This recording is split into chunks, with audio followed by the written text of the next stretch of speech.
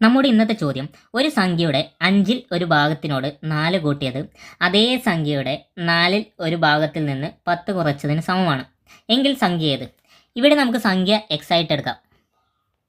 സംഖ്യയുടെ 5ൽ ഒരു ഭാഗം എന്ന് വെച്ചാൽ x × 1/5, അതിനോട് 4 കൂട്ടിയത് +4 ഈക്വൽ ടു അതേ സംഖ്യയുടെ 4ൽ ഒരു ഭാഗത്തിൽ നിന്ന് 4ൽ ഒരു ഭാഗം എന്ന് വെച്ചാൽ ഇൻറ്റു 1/4 ഭാഗത്തിൽ നിന്ന് 10 കുറച്ചതിന് സമമാണ്.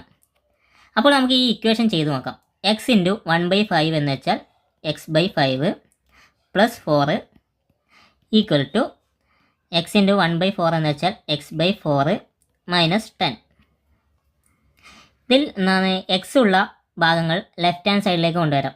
അതായത് x/5 - x/4 equal to -10 +4 right hand സൈഡിലേക്ക് കൊണ്ടുവരുമ്പോൾ -4 ആവും. ഇനി x/5 - x/4 ചെയ്ത് നോക്കാം. ക്രോസ് ആയിട്ട് മൾട്ടിപ്ലൈ ചെയ്യാം.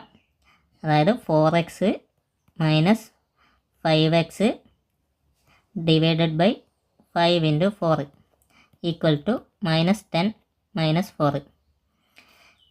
ഇത് ചെയ്താൽ -x divided by 20 equal to -14 കിട്ടും. അപ്പോൾ എക്സിൻ്റെ വാല്യൂ എന്ന് പറയുന്നത് 280 ആയിരിക്കും.